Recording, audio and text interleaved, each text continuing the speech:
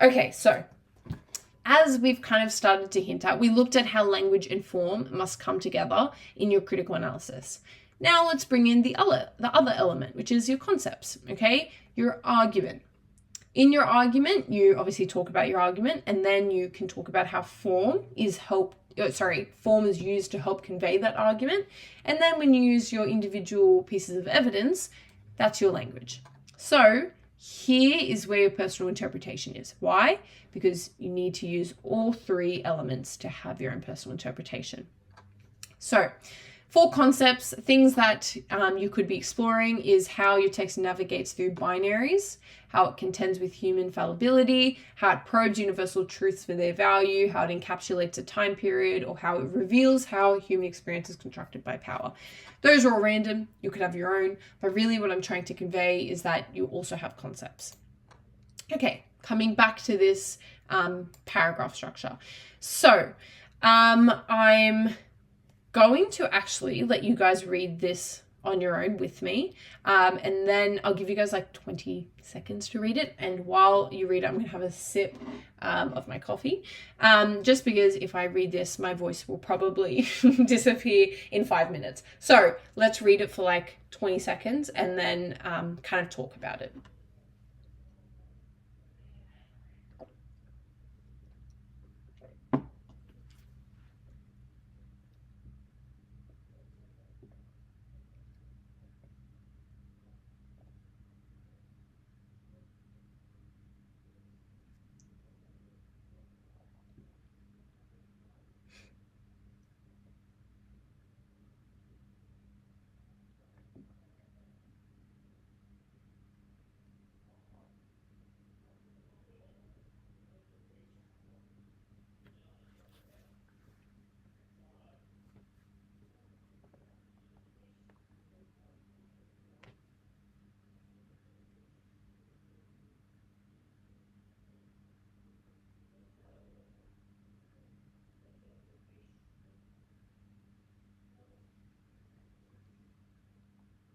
Okay, hopefully that's enough time. I'm sorry if you didn't get to finish.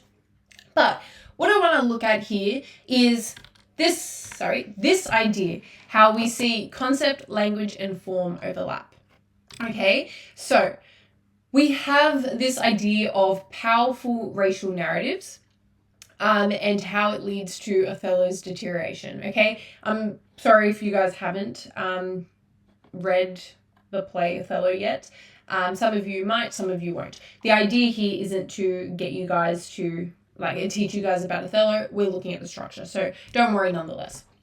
So we have, as I said, this idea of how powerful racial narratives affect the protagonist, Othello, okay?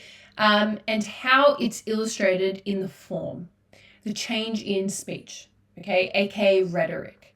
Rhetoric, what is rhetoric? That's a common question I get asked. Rhetoric is how a protagonist, how any character talks.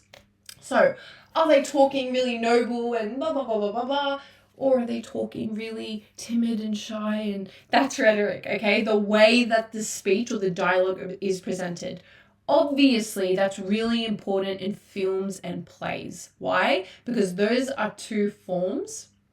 Forms as in the type of text they are, not as in the macro techniques. Those are 2 forms that are presented, okay? They are performed. Whereas a novel is read. It's not performed to you in the same way that a play or a film is. So rhetoric, you can't really talk about novels, but in a film and a play, like Othello, you would really want to talk about it. So, and rhetoric is a part, the changes in rhetoric throughout the play obviously is all throughout, so that's a part of form. So this student has brought in form and then spoken about how it changes. So which at the beginning of the play is refined and resonates with images and metaphors, and then talks about literary techniques. Okay, so has basically done this, has spoken about concept, form, and now techniques. And then techniques again, and then we're talking about his later rhetoric, okay? The development of his rhetoric, so form. And we're using that to prove our argument, okay? This is what I'm talking about. This is what I want to see.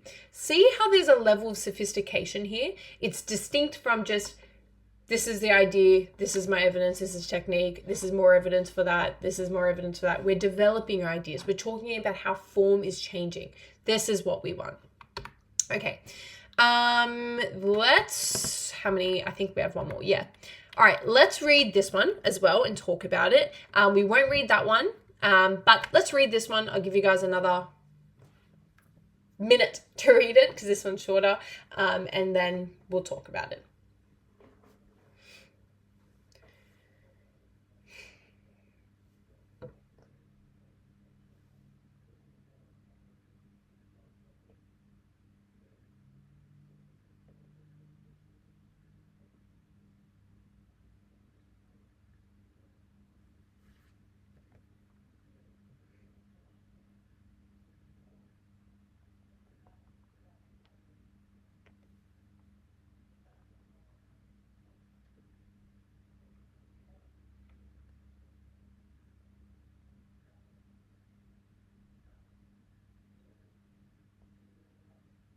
Okay.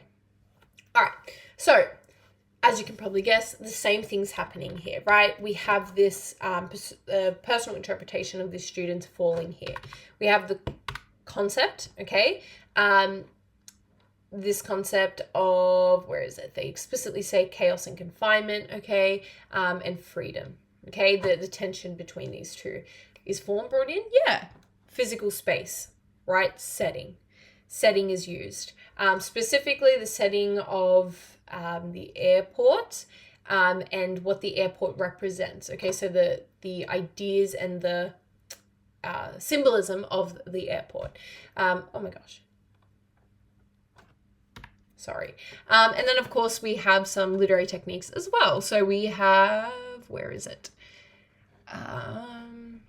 Symbolism or symbolic. Okay, I'm not sure if there are any others here, but we do have some literary techniques, and I apologize if I'm not picking up on them right now. Nonetheless, some literary techniques, right? And as well as that, we also have the narrative technique of this rags to riches arc, okay, or narrative, which is another element of form. So as you can see, our analysis is falling there. Now, a nice little other thing that the student has done is spoken about modernity. Okay, so the era that this composer comes from and modernist values that are being conveyed. Now, I'm not going to go into what modernity is, or like different literary eras or literary movements or literary theories, but I would say, particularly if you're in English Advanced, certainly if you're in English Extension 1, and most certainly if you're in English Extension 2 next year, start to explore different literary theories and different eras of literature. So Romanticism, Modernism, Postmodernism, all different, realism, deconstructionist views, all those different things, and help or start to bring them into your writing, okay? That will deeply sophisticate your writing.